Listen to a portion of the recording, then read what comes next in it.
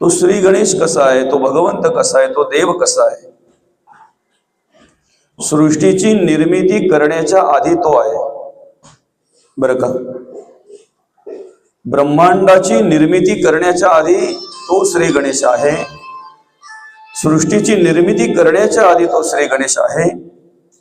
ज्याप्रमाणे ब्रह्मांडाचं वर्णन संतांनी केलेलं आहे त्याच पद्धतीने पिंडाची ओळख करून देताना सुद्धा माऊली म्हणतात, संत म्हणतात, पिंडाची निर्मिती करताना सुद्धा आधी तो देव आहे, तो गणेश आहे, आणि मग नंतर काय आहे? पिंड आहे, देह आहे, शरीर आहे बरं का. या ठिकाणी आपल्या या भोईर परिवाराच्या निवासस्थानी अर्थात आपले बाळराम बाबा जिपा भोईर ना, या कोसले गावातील, आणि एक 4-5 वर्षापासून या ठिकाणी आपण श्री गणरायाच्या मूर्तीचं स्थापना करत असतो. 2.5 दिवसासाठी सेवा घडावी या उद्देशाने. माघी गणेशोत्सव अर्थात माघ महिन्यातील गणेश जयंतीच्या निमित्तानं चतुर्थीच्या दिवशी या ठिकाणी आपण प्राणप्रतिष्ठा अर्थात स्थापना करत असतो. स्थापना करून त्या देवाची आपण या ठिकाणी सेवा करत असतो. खर तर या ठिकाणी त्या देवाची सेवा घडावी या उद्देशाने आपण त्या देवाला मूर्ती रूपाने आणत असतो आणि सर्वतोपरी मनोभावे मोठ्या निष्ठेने, मोठ्या श्रद्धेने या ठिकाणी त्या देवाची सेवा आपण करत असतो, पूजा करत असतो, देवाचं स्तवन आपण करत असतो. आज विशेष म्हणजे योगायोग असा आहे की या माघ महिन्यातील चतुर्थीचा दिवस अर्थात श्री गणेश जयंती तिथीप्रमाणे येत असतो हा दिवस, नाही का माऊली?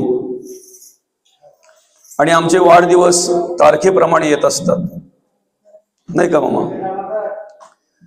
या ठिकाणी विशेष म्हणजे आजच्या दिवशी अर्थात 22 जानेवारी, आणि ही 22 जानेवारी म्हणजेच या ठिकाणी जे आयोजक आहेत, या घरातील आधारस्तंभ जे आहेत आपले संतोष दादा, आणि त्यांचा आज वाढदिवस आहे बरं का.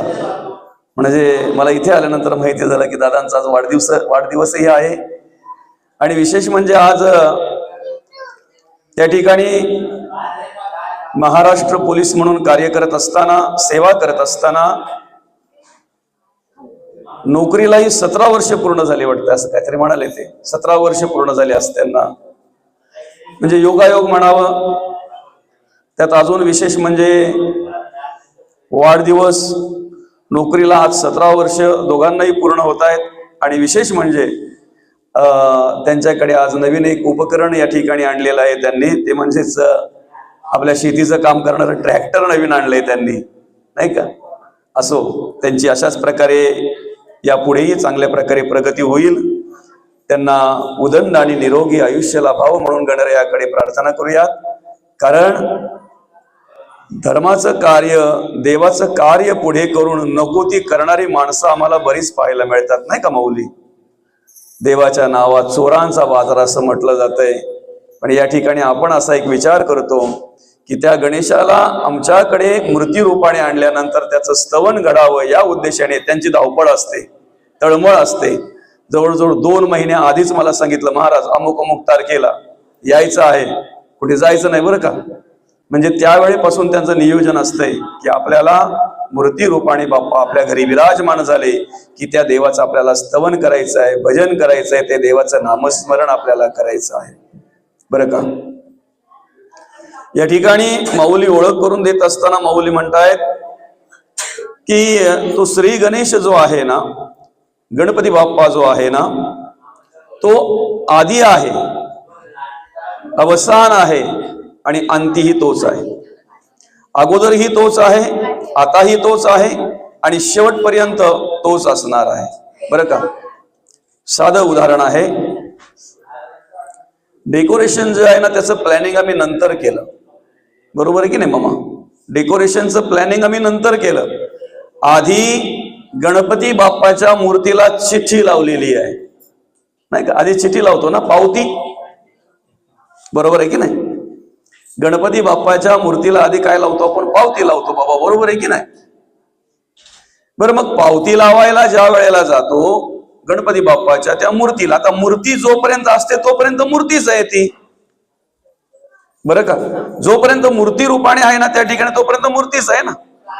म्हणून कुठल्याही प्रकारे कसंही उलट सुलट केलं जातंय रंग काम करताना, नाही का? कुठे ठेवलं जातंय कशाही पद्धतीने, ते एक सांगायची रीत म्हणजे काय, जोपर्यंत आपण त्यांची पूजा करत नाही, यथासांग स्थापना करत नाही, तोपर्यंत देवत्व नसते, मूर्ती असते.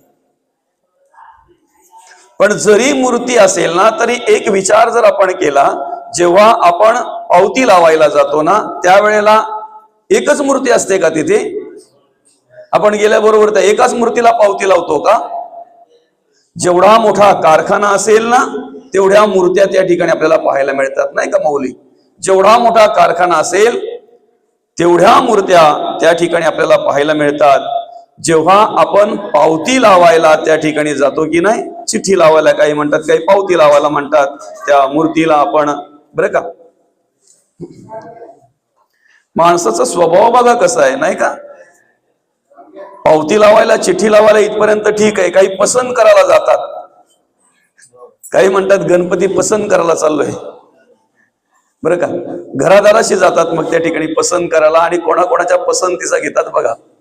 असो, तर मग काही काळ आधी आपण ती पावती लावत असतो गणपतीला, त्या मूर्तीला, बरं का? चिठ्ठी लावत असतो. ज्या वेळेला आपण त्या ठिकाणी हॉलमध्ये प्रवेश करतो ना त्यावेळेला सगळ्या मूर्ती आपल्याकडे पाहत असतात, कोणाला नेमका पावती लावतोय हा?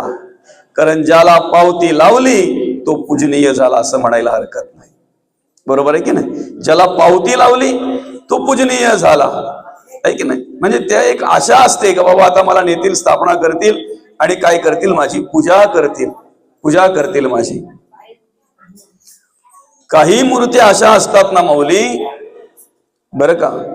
काही मूर्ती अशा असतात ना 3-3, 4-4, 5-5 वर्ष त्या कारखान्यामध्ये पडून असतात.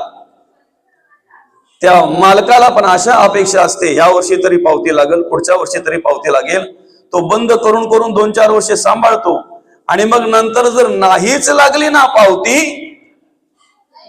एखाद्या मूर्तीला, एखादी मूर्ती जर कोणी पसंत नाहीच केली तर शेवटी त्रासतो, आणि मग ती माती फुकट जाऊ नये म्हणून फुगत परत घालतो तो मातीमध्ये, आपल्या पाण्यामध्ये तो परत काय करतो? भिजवतो, परत तो पाण्यामध्ये भिजवतो. ती माती काय करतो? तो ती मऊ व्हावी म्हणून परत ते, नाही का, पाण्यामध्ये भिजत ठेवतो. आणि मग एकदा भिजवली ना की मग त्याच्यापासून नंतर खेळणी तयार केली जातात, नाही का? वेगवेगळ्या प्रकारचे छोटे छोटे प्राणी पक्षी तयार केले जातात, कारण माती तो फुकट जाता कामा नाही. माणसाचंही तसंच आहे. या ठिकाणी जन्माला आल्यानंतर चांगली पावती लागावी म्हणून प्रत्येकाने प्रयत्न केले पाहिजेत. पूजनीय कोण होतो? पावती लागली तोच पूजनीय होतो ना. पूजन कोणाचं केलं जातंय? ज्याला पावती लागली त्यालाच त्याचंच पूजन केलं जातंय ना. आम्ही सुद्धा या ठिकाणी कार्य करत असताना चांगली पावती कशी लागेल, मिळेल यासाठी प्रयत्न केला पाहिजे.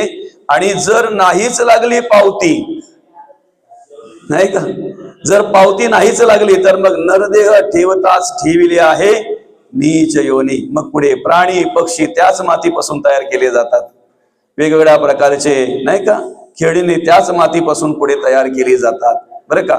महत्वाचा विषय असा आहे की आधी आम्ही त्या मूर्तीला पावती लावतो आणि मग ती मूर्ती आमच्याकडे आणल्यानंतर मखारामध्ये तिची स्थापना केली जाते, बरं का. आणि मग त्या ठिकाणी त्या देवाची सेवा केली जाते, त्या देवाला मनोभावे त्या ठिकाणी पूजन केलं जातंय, स्तवन केलं जातंय. यथासांग अशी पूजा घडली ना की मग त्या ठिकाणी काय होतंय? देवत्व येत असतंय आणि खऱ्या अर्थानं त्या पद्धतीने वातावरण घरामध्ये निर्माण होत असतंय. त्या प्रकारची वेगळ्या प्रकारची ऊर्जा त्या घरामध्ये जोपर्यंत देव आहे ना, देवाची पूजा घडते ना, तोपर्यंत वेगळ्या प्रकारची ऊर्जा असते बघा. वेगळ्या प्रकारचं सामर्थ्य त्या ठिकाणी आपल्याला अनुभवायला मिळतंय. आम्ही विशेष महत्व डेकोरेशनला देतो, मूर्तीला कमी, नाही का. कशाला देतो? डेकोरेशनला विशेष महत्व देतो ना, पण आम्हाला हे माहिती नाही की मूर्ती आहे म्हणून डेकोरेशनला किंमत आहे. डेकोरेशनला किंमत कुठपर्यंत आहे? मूर्ती आहे तोपर्यंत.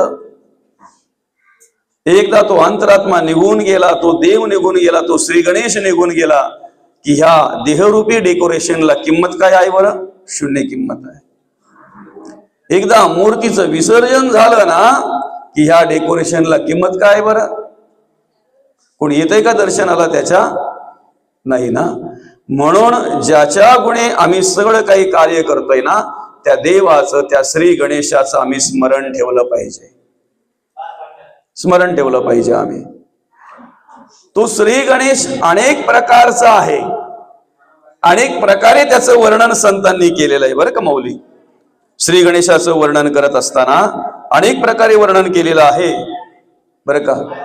एक असं म्हटलं जातंय की भगवान महादेवांच्या आणि पार्वती मातेच्या लग्नामध्ये ज्या गणेशाचं पूजन केलेलं तो गणेश, ऐकताय ना, तो आदि नारायण आहे, ते मूळ ब्रह्म आहे, ते महद्भूत आहे, ते मूळ तत्व आहे. ज्या तत्वापासून, ज्या महद्भूतापासून, ज्या मूळ ब्रह्मापासून सगळ्यांची निर्मिती झालेली आहे, सगळ्यांची निर्मिती झालेली आहे. तो एक श्री गणेश कसा आहे? सर्वव्यापी आहे, सर्वत्र आहे. तयाविन कोठे रिता ठाव नाही, अशा प्रकारे आहे तो देव. सर्वत्र आहे. सगळं कार्य त्या देवाच्या आज्ञेने घडतंय. म्या बोलविल्या वेदू बोले, म्या चालविल्या सूर्यू चाले, म्या हलविल्या प्राणू हाले, जे जगाते चालिता. असा तो श्री गणेश आहे बरं का. दुसरा श्री गणेश आम्ही जो कथा रूपाने जे पुराणामध्ये, शास्त्रामध्ये वाचतोय, तो श्री गणेश पार्वतीच्या मलापासून तयार झालेला नाही का, तो एक श्री गणेश. कार्यकारण देवाला जर कार्य करायचं असलं तर वेगवेगळ्या अवतारामध्ये यावं लागतं आणि वेगवेगळ्या अवतारामध्ये येऊन भगवंताला कार्य करावं लागतंय बरं का. तुम्ही निमित्त बघू नका काय आहे ते, कशा पद्धतीने भगवंत आले ते पाहू नका. भगवंत कार्याला आल्यानंतर भगवंताचं कार्य काय ते पहा, त्याच्या कार्याची ओळख घ्या बरं का. आम्ही आमच्या बुद्धीचा जर त्या ठिकाणी नको त्या पद्धतीने वापर करायला लागलो, उपयोग करायला लागलो, किंवा नको त्या पद्धतीने जर विचार करायला लागलो ना, तर मग आमच्याकडे नको नको त्या प्रकारच्या भ्रम निर्माण होत असतात, नको नको त्या प्रकारचे विचार येत असतात बरं का. मग ती गोष्ट वाचत असताना काही वेळेला माणसाला असं वाटतंय पार्वतीच्या अंगावर एवढा मळ असेल का? भ्रमच आहे ना हा बरं का माऊली. दुसरं, बापाला ओळखू शकत नाही मुलगा, महादेवाला अनेक प्रकारचे भ्रम निर्माण होत असतात. आम्हाला त्या श्री गणेशाची ओळख जर घ्यायची असेल ना, तर त्यासाठी त्याच्या ठिकाणी तेवढी निष्ठा पाहिजे, श्रद्धा पाहिजे, विश्वास पाहिजे, भाव पाहिजे. मग बाकीच्या गोष्टींमध्ये आम्ही पडणार नाहीत, बाकीच्या गोष्टींचा विचार आम्ही करणार नाहीत. आता आम्ही अनेक प्रकारे जर त्या शास्त्राचा, पुराणांचा जर अभ्यास करायला गेलो तर अनेक पुराणांमध्ये वेगवेगळ्या प्रकारच्या कथा आलेल्या आहेत, अनेक शास्त्रांमध्ये वेगवेगळ्या प्रकारच्या कथा आलेल्या आहेत. अनेक ठिकाणी आम्हाला वेगवेगळ्या प्रकारच्या कथा ऐकायला मिळत आहेत. असं म्हटलेलं आहे, नाना शास्त्रे धांडोलिता आयुष्य पुरेना सर्वता, त्याने संशयाची व्यथा वाढवूची लागे बरं का. मग भ्रम जर येत असेल तर आम्ही जरा बाजूला व्हावं त्या गोष्टींपासून. देवाविषयी जर भ्रम येत असेल ना, तर ते विचार आणि त्या विचारांना आम्ही आमच्या मनामध्ये, आमच्या अंतःकरणामध्ये थाराच देता कामा नये. कारण तुम्हाला सांगतो, जगाविषयी जर भ्रम तुमच्याकडे आला तर साधू काढतील, संत काढतील, देव त्या भ्रमाचं निरसन करतील बरं का. पण देवाविषयी जर भ्रम आला तर कोण काढेल? संतांविषयीच भ्रम आला तर काढेल कोण? समजतंय ना. भ्रम येईल अशा प्रकारे आपण विचार न करता, भ्रम येईल अशा प्रकारे आपण अभ्यास न करता, भ्रमाचं निरसन कसं होईल ना, यासाठी आम्ही प्रयत्न केले पाहिजेत. एक म्हणजे जो आदी पुरुष आहे, जे मूळ ब्रह्म आहे, तो श्री गणेश. दुसरा म्हणजे जो आम्हाला कथेमध्ये वर्णन केलेला, जो कथेप्रमाणे जो सांगितला, तो श्री गणेश. तिसरा गणेश म्हणजे जगद्गुरु तुकोबा म्हणतात, आधी मन घेई हाती, तोची गणराज गणपती. म्हणजे मन हातात घेतलं, मन ताब्यात घेतलं, मन जर व्यवस्थित राहिलं, मन जर व्यवस्थित कार्य करायला लागलं, तर तोच श्री गणेश आहे. देवा तूची गणेशू, तोच गणेश आहे. आणि अजून एक त्याच्याही पलीकडे पार्वतीच्या मलापासून तयार झालेला,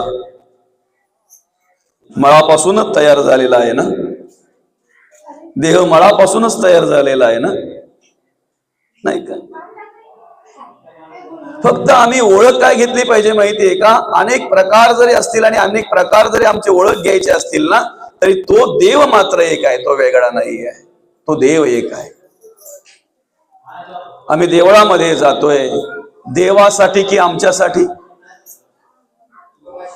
देवळामध्ये आपण जातो की नाही, मंदिरामध्ये आपल्यासाठी जातोय की देवासाठी जातोय? कोणीही देवासाठी जात नाही. जातोय कधीतरी तो देव, बरं का, आमच्या त्या फेऱ्या पाहून, आमचं येणं जाणं पाहून तो देव कधीतरी काय म्हणतोय माहितीये का? अरे मागण्यासाठीच किती दिवस येतील, कधीतरी पाहण्यासाठीही ये, कधीतरी माझी ओळख घेण्यासाठीही ये, मागण्यासाठीच किती वेळ येशील, मागण्यासाठीच किती दिवस येशील, कधीतरी तुझ्यासाठी माझ्यासाठी ये दादा. बरं का, मागणंही काय असतंय बरं? माणसाचं मागणं काय असतंय देवाकडे? काय मागतोय मनुष्य देवाकडे? हिताचं मागतोय की अनहिताचं मागतोय?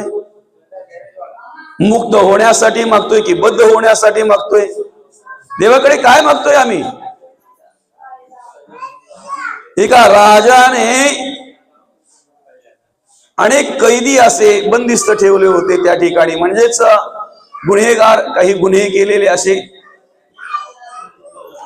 आणि मग बरेच दिवस झाल्यानंतर त्याने विचार केला की चला आपण एक एक कैद्याची भेट घेऊ, एक एक कैद्याला भेटूया. राजाला वाटलं एक एक कैद्याला आपण भेटूया. आणि म्हणून मग त्याने काय केलं माहितीये का? वेळ काळ ठरवला, सर्वांना सांगितलं, आणि तशी त्या कैद्यानं सूचना पण दिली, उद्या अमुक अमुक वाजता तुम्हाला राजा भेटायला येतोय, बरं का, राजा भेटायला येतोय. आणि मग हे ऐकल्यानंतर प्रत्येकाने एकच विचार केला, रे राजा जर उद्या भेटायला येतोय तर आपली पण तयारी पाहिजे ना काहीतरी, नाही का? ज्याच्या त्याच्या पद्धतीने, ज्याच्या त्याच्या विचाराप्रमाणे त्यांनी तयारी केली. आणि ठरल्या वेळेप्रमाणे जेव्हा राजा भेटायला आला, बरं का, त्यावेळेला आता त्या राजाने जसा त्या ठिकाणी प्रवेश केला आणि पहिल्या कैद्याची भेट घेतली, बरं का माऊली, पहिल्या कैद्याची भेट घेतली. त्या कैद्याला विचारलं, बाबा कसं काय चाललंय तुझं, काय चाललंय, बरं आहे का? आता बंदिस्त असलेला तो काय बरं म्हणणार आहे का? नाही का? गाराणी चालू केली त्याने, गाराणी चालू केली. आणि म्हणून मग राजा म्हणतोय, काय हवंय ते तुला माग ना, तुला काय पाहिजे दादा, काय हवंय तुला, काय पाहिजे तुला? तेव्हा त्याने सांगितलं, महाराज, राजे साहेब, बरेच दिवस झाला आलनी तंबाखू खातो, तंबाखूला लावायला चुना नाही. अरे विचारतोय कोण हे तरी माहिती पाहिजे ना, नाही का? विचारतोय कोण, देणारा कोण आहे? राजा आहे, नाही का? विचारतोय कोण? राजा. आणि हा मागतोय काय बरं राजाकडं? बरेच दिवस म्हणे आळणी तंबाखू खातोय मी, सुना नाहीये, सुन्याची व्यवस्था होईल तर बरं होईल. लगेच त्याच ठिकाणी सेवकांना सांगितलं राजाने, ए बाबा, याला ते टूप बीप नका आणू, डायरेक्ट डबा आणून द्या. टूप वगैरे लगेच संपतात ते, नाही का? डब्यांची व्यवस्था केली, डायरेक्ट असे मोठमोठे डबे आणून दिले त्याला सुन्याचे. दुसऱ्या कैद्याला भेटले, दुसऱ्या कैद्याला विचारलं, बाबा कसं वाटतंय, काय वाटतंय, बरं आहे का? त्यावेळेला त्यानेही तशाच पद्धतीने गाराणी सुरू केली. त्याची गाराणी ऐकल्यानंतर राजा म्हणतो, ए बाबा, तुला काय पाहिजे ते सांग सर. त्यावेळेला त्याने सांगितलं, राजा साहेब, अहो घरी मी पंचपक्वान्न खायचो, चांगलं चांगलं खायचो, इथं काय जेवण असतंय ते, झुणका भाकर ते तरी बरं असतंय, नाही का, पिठलं भाकर ते तरी बरं असतंय. मग जरा व्यवस्थित जेवणाची भोजनाची व्यवस्था होईल तर बरं होईल, जरा चांगल्या प्रकारचं जेवण मिळालं तर बरं होईल, बरं का. लगेच राजाने सांगितलं त्या सेवकांना, नाही बाबा, याची चांगल्या प्रकारच्या जेवणाची व्यवस्था करा. तिसऱ्या कैद्याला भेटल्यानंतर तो कैदी बोलतो, राजासाहेब, अहो सगळं काही व्यवस्थित आहे, मला खायचं वगैरे काही टेन्शन नाही, मला पहिल्यापासून काही खायची सवय आहे, पण मला झोप लई महत्वाची आहे. काय बोलतो तो, मला झोप खूप महत्वाची आहे. आता तुम्हीच सांगा, इथे नाही गादी, इथे नाही पलंग, डास किती आहेत, ढेकून किती आहेत, मच्छर किती आहेत, त्रास किती ह्या सगळ्या गोष्टींचा. जरा मच्छर जाली मिळेल मस्त, की एखादा पलंग मिळेल आणि झोपायची व्यवस्था तेवढी मस्त होईल, व्यवस्थित होईल तर बरं आहे, बरं का. आणि म्हणून मग त्याची झोपायची व्यवस्था राजाने केली, चांगल्या प्रकारे पलंग दिला त्याला, चांगल्या प्रकारे त्या ठिकाणी गादी आणि मच्छर जालीची व्यवस्था केली, बरं का. आता ह्या तिघांनी बरोबर मागितलं जे काही मागायचं ते. चौथ्याकडे गेल्यानंतर त्याने ठरवूनच ठेवलं होतं, जर राजा आला आणि जर काही मागायची वेळ आली तर रात्रभर जागून त्याने विचार केला होता राजाकडे काय मागायचं, बरं का. रात्रभर जागून त्याने विचार केला होता राजाकडे मागायचं काय.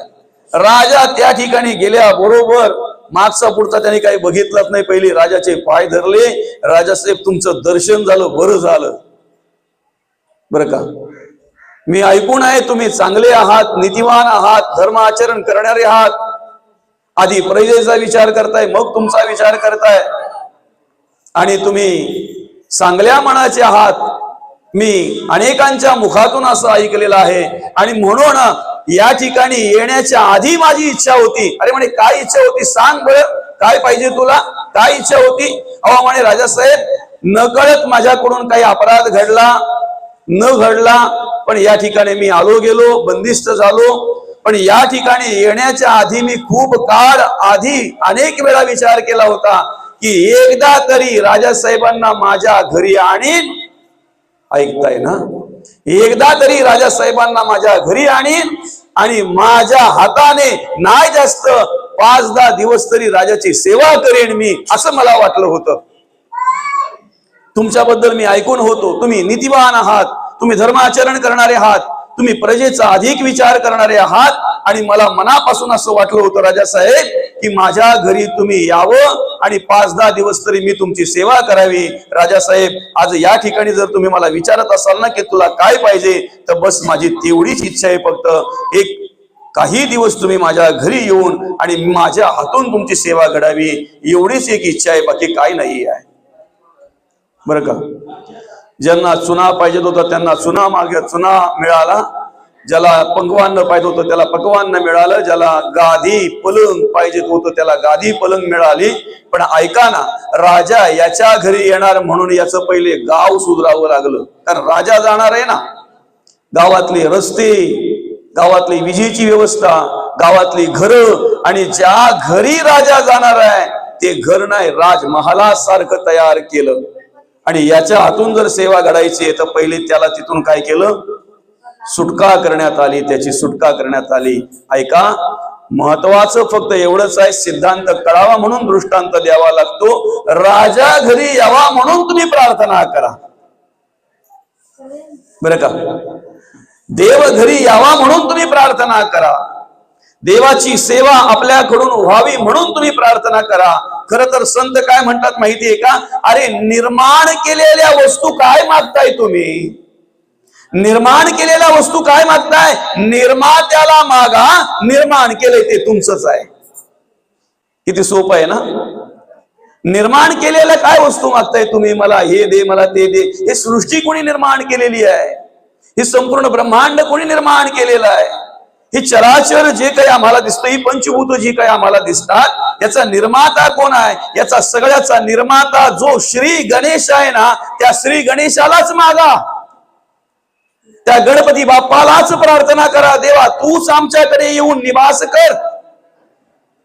ज्या घरात गणपती बाप्पाचे विचार आहेत ना, ज्या घरात गणपती बाप्पाची सेवा घडते ना, ज्या घरात गणपती बाप्पाचं स्तवन घडतंय ना, त्या घरामध्ये खऱ्या अर्थानं त्या घराला घर म्हटलं जात नाही, तर त्या घराला मंदिर म्हटलं जात आहे, मंदिर म्हटलं जात आहे.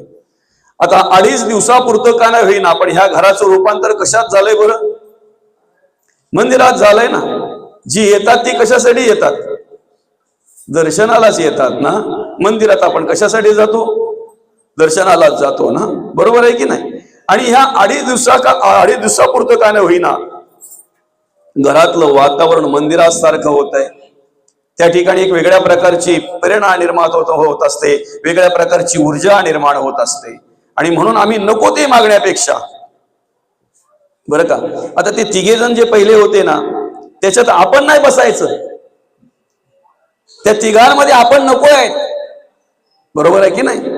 प्रत्येकाच्या मागण्या वेगवेगळ्या असतात ना, वेगवेगळ्या मागण्या असतात, प्रत्येकाच्या मागण्या वेगवेगळ्या असतात, नाही का? सर्वांना सारखंच नको असतंय. कोण संपत्तीचा लालची असतोय, कोण पदाचा लालची असतोय, नाही का? कोणाला गणगोत सगळे सोयरे मोठे हवे असतात, कोणाला अजून कशाचं लालच असतंय, तर कोणाला कशाचं लालच असतंय. आणि ज्याला जसे विचार असतील ना मनामध्ये, त्याप्रमाणे तो देवाकडे मागत असतो, त्याप्रमाणे देवाकडे मागत असतो. म्हणून आम्हाला सुद्धा काय मागता आलं पाहिजे माहितीये का? जे संतांनी मागितलं ते आम्हाला मागता आलं पाहिजे, नाही का? जे संतांनी मागितलं ते आम्हाला मागता आलं पाहिजे. जगद्गुरु तुकोबा त्याच श्री गणेशाकडे, अर्थात त्याच पांडुरंग परमात्म्याकडे काय मागतायत बरं? हेची दान देगा देवा, तुझा विसरण व्हावा. काय मागतायत जगद्गुरु तुकोबा? देवा, तुम्हाला जर आम्हाला द्यायचंच आहे ना, 2.5 दिवसापुरतच नाही, आम्हाला सतत सतत तुमची आठवण, तुमचं स्मरण आम्हाला राहिलं पाहिजे देवा. मूर्ती रूपाने आज तुम्ही आमच्या घरात विराजमान आहात देवा, पण उद्या मूर्ती रूपाने जरी विसर्जन झालं ना, तरी तुमची ती प्रेरणा, तुमची ती स्फूर्ती, तुमचं ते सामर्थ्य आम्हाला ह्या घरामध्ये सतत सतत अनुभवायला मिळालं पाहिजे. ती प्रचिती आम्हाला सतत सतत या घरामध्ये पाहायला मिळाली पाहिजे. फक्त 2.5 दिवसापुरतच देवा या घराचं मंदिरामध्ये रूपांतर होता कामा नाही, तर देवा खऱ्या अर्थानं आम्हाला सतत सतत मंदिरातच असल्यासारखी जाणीव या घरामध्ये आम्हाला झाली पाहिजे. मागता आलं पाहिजे, तुझा विसर न व्हावा देवा, हेच दान द्या आम्हाला, हेच दान द्या. आलं का लक्षात? राजाला मागा ना, सगळं तुमचंच आहे ना. निर्मात्याला मागितल्यानंतर सगळं आपलंच आहे ना. ब्रह्मांडाचा निर्माता तोच आहे, पिंडाचा निर्माता तोच आहे, सर्वत्र तोच एक देव कार्य करतोय, सर्वत्र भरून उरलेला तो ब्रह्म आहे, अर्थात ते श्री गणेश आहे. जली स्थळी काष्टी पाषाणी सबाह्य अभ्यंतरी भरून उरलेला आहे, भरून उरलेला आहे. मागता आलं पाहिजे. कसं मागितलं बघा जगद्गुरु तुकोबांनी? हेची दान देगा देवा, तुम्हाला जर देवा आम्हाला द्यायचंच आहे ना, तुझा विसर न व्हावा. आता देवाचा विसर होऊ नये म्हणून काय काय द्यावं लागेल बरं देवाला? बरोबर आहे की नाही? तुझा विसर न व्हावा म्हणजे सगळ्या प्रकारची व्यवस्था पहिले देवाला करावी लागणार आहे ना, कारण भगवंताचं विस्मरण होता कामा नाही. काय झालं माहितीये का? आपण मागणारे म्हणजे हुशारच, नाही का? आपण मागणारे म्हणजे हुशारच ना.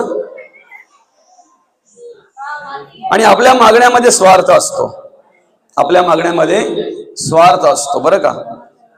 आम्ही जर आमच्यासाठी मागितलं ना देवाकडे, देवा आम्हाला सुख दे म्हणून, तर शेजाऱ्यांसाठी काय मागतो आम्ही? काय मागतो बरं? आम्ही आमच्यासाठी जर देवाकडे सुख मागितलं तर शेजाऱ्यांसाठी आम्ही काय मागतो?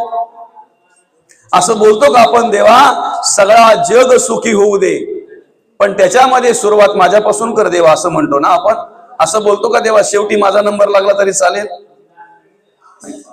देवाकडे मागणारे पण खूप हुशार असतात, नाही? एका आजोबांना देवाची कृपा झाली, देव प्राप्त झाला. आजोबा होते, ते वृद्ध होते, नाही का? वयस्कर होते. आणि मग देव आणि देवाचं दर्शन झाल्यानंतर देवाने सांगितलं त्या आजोबांना, तुझी साधना, तुझी उपासना, तुझी देवपूजा, तुझी निष्ठा, तुझी श्रद्धा बघून दादा तुझ्यावर कृपा आहे माझी, काय मागायचं ते माग. बरं का? पण मग देवाने एक अट टाकली, मागायचं आहे ना एकाच वाक्यामध्ये जे काही मागशील ते तुला मिळेल. नाही का? काय अट टाकली? एकाच वाक्यामध्ये जे काही मागशील ते तुला मिळेल, पण एकाच वाक्यामध्ये. आता त्या आजोबाने विचार केला की माझ्या आवडीचं जर काही मागितलं तर माझे किती दिवस राहिलेत बरं आता. नाही का? बरं, माझ्या आवडीचं मागितलं मला मिळालं, आणि जर माझ्या बाईच्या आवडीचं जर बाईला मिळालं नाही तर, म्हणून बाईला विचारायला पाहिजे तिला काय हवंय ते. नाही का?